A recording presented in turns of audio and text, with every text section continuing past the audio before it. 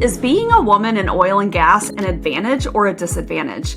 In this video, we're going to get into what it's really like to lead in one of the most male-dominated industries in the country and how I use that to my advantage as a successful oil and gas investor. Here's what we're going to cover. What actually shifts when you don't try to fit in, the real reasons investors lose money in oil and gas and how I avoid those same pitfalls, why my pitch decks don't look like everyone else's and why that works better than the competition, what the industry might look like if women ran 90% of it instead of 10, and stick around if you want to hear the raw truth. Let's get into it. You know, I think being a woman in any space is always an advantage. I think being able to take being a woman and use it to my advantage is always a plus. And, you know, somehow throughout my entire life, I have always found myself in very male-dominated fields. When I was in the Navy, I was in avionics, and I worked in a shop with 78 men and myself, and I used it to my advantage. If I needed to get new parts in faster or something like that, I was always able to get that done. And I think you can either be a victim and you can focus on the negative parts of it, or you can take it and use it to your advantage and get stuff done. And that is what I chose to do. And so, after leaving the Navy, I got involved in the oil and gas space, obviously through my dad's company. And a lot of these men didn't want to talk to me. They would only address my husband. And it's such a good old boy network, and that's okay too. I think once a lot of these men in that space have conversations with me and figure out that I actually really do know what I'm talking about, and I'm not just a girl out there running around in my red heels trying to make things happen, I think their tune shifts a little bit. But I've been very dismissed. I've had people dismiss me in circles with other people, and it's frustrating, and sometimes it's even just down flat embarrassing, and sometimes I tell them to because that's what they deserve, and we just go with it. I'm very aware of my knowledge and what I can and can't do, and I'm never going to let somebody else diminish that. And you know what? I'm going to take it and I'm going to use it to my advantage. And even in the investing space, so, the investing space is very male dominated. The oil and gas space is very male dominated. The spaces in the Navy were very male dominated. But I think at the end of the day, you're either really good at what you do or you're not. And I think once people are able to see that I'm really good at what I do, it gives me a whole nother level of credibility that I may or may not have had before. And it's funny, when I got into the investing space, there were some tables that I got invited to that I thought, holy cow, how did I get a seat at this table? I'm so honored to be here. And then I figured out very quickly that a lot of these men in that space had no clue as to what was going on. I was so enamored by having that seat, and then come to find out that they didn't have a clue. And, I've once again, turned that around and used that to my advantage. Space that you're in, there's always going to be a learning curve, especially if you're new to that space. When I got involved in investing, I was totally blown away when I found out that people syndicated different asset classes, that they were pooling money together from investors to buy assets. I was like, man, I'm a pretty smart girl. How did I never figure that out before now? And so I think it's just a matter of stepping in, taking a look at what holes there are, where are things lacking, how is it going wrong, or maybe not the best in other places. And even as I have invested with other people, I figured out, okay, I don't like the lack of communication in this deal, or I like how maybe they presented the information here. And so when I started in bringing syndications and investment opportunities to people, I kind of pulled what I learned as an investor myself and pieced that together to try to kind of fill some of those gaps. I went to a conference a couple of months ago, and I was super excited about it. I got to meet a lot of really amazing top operators, but I really kind of felt like it was a gathering. It was a gathering of these men to sit there and congratulate each other on being the kings of the world. And it was like, what have I just walked into? Like, I thought I was going to step in here and meet some amazing people, and I did. But at the end of the day, it was really just It kind of reminded me of the Titanic. They're having dinner, everybody's gathered with their cocktail, after dinner in the smoking room or the cigar room, and they're having their cigars, congratulating each other on being the kings of the world. And I felt that was exactly what I stepped into at that oil and gas conference. And I was like, man, what a freaking show. When I very first got involved in oil and gas, I didn't know what I didn't know about putting investments together. And so I didn't really feel like I could question things because I was like, I'm new to this space and these people have been doing this for a long time. So I just didn't feel like who am I to question what they're doing? And then I figured out very quickly that I should have listened to that because those questions were actually very valid. And it actually is kind of what helped me form and shape into who I am today, because now if I've got those questions, people are either going to answer them or we aren't going to work together. Whereas before, I just didn't feel confident in being able to demand the things I was requesting. When I was newer to the space, I felt like, oh, I don't have a degree in finance. I didn't go to school for this. And then what I realized was that I didn't need to have that financial background. I didn't need to have a degree in that.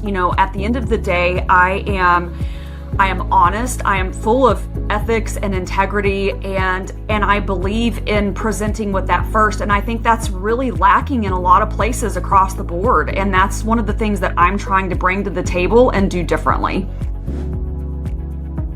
I've had some people or a person reach out and let me know that they didn't feel like my pitch deck was professional enough and it needed to be tweaked. And, I really like my marketing materials. I think one of the special things that I bring to the table is being able to relay information in a way that people can actually grasp it and understand it. I think so many people try to be so much smarter, and I'm not saying that they're not smarter than what they are, but they present things in a way that people just can't understand it and grasp it. And so I think one of the differentiations that I have is that my materials are put out and built in a way that people can read it and understand it and see how it applies to their situation. And I had somebody tell me that I needed to hire somebody to redo my pitch decks because they just weren't professional enough. And you know what? It bothered me enough to the point where it kept me up a couple nights. And so I reached out to some other people that have invested with me and some other people that are putting deals together. And they were like, no,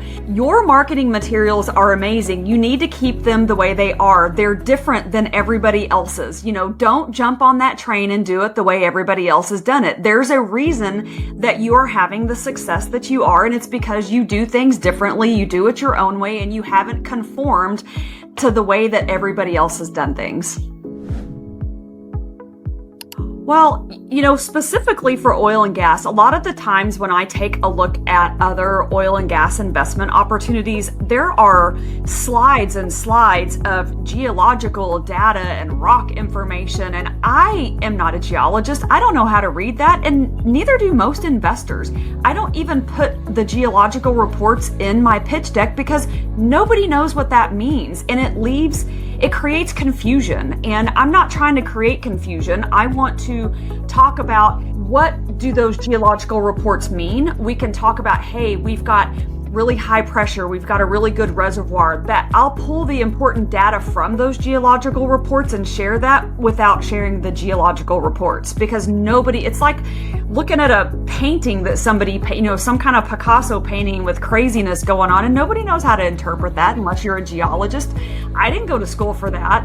I'll just take that important data and share what we need to know, and the rest of it they can keep. I think that's what's hard is a lot of these companies, they try to get so technical and nobody understands that technical information, and it just leaves people confused. And I'm not trying to create confusion. I'm trying to create education and understanding. one of the things that I do differently is really just supplying or providing the education that people need for the oil and gas space. It's such a great space to be in. It's such a great investment asset class, but I think people don't know how to do the due diligence on it. They don't know how to take a look at that kind of opportunity and vet it and see if it's a good investment. All of these syndicators and these people that are, bringing investment opportunities forth do a really, really great job of talking about how amazing it is and it's going to make all this money and, do this and that. I've made that mistake. I've invested in things that I didn't understand. I didn't know how to do the due diligence and I lost my money. So whether people are investing in my oil and gas deals or not, I want them to understand that, hey, these interests are recorded like real estate are. You can verify them through a governmental agency, through a third-party agency outside of myself. All of the information I'm providing can all be verified. I can't fake it. And I see a lot of, not a lot, but I see deals where people don't even own the interest, that they're selling, the investment that they're selling, or maybe it's fake altogether. And so I think the difference I'm bringing is showing people how to verify that somebody actually owns the rights, to that oil and gas investment, and how to verify, once they're online and producing, how do you verify that that's the oil that those wells produced and that you're getting paid the right amount? And the great thing about the oil and gas industry is because it is so federally regulated, all of it is public information and can be verified. And I just want to show people how to do that.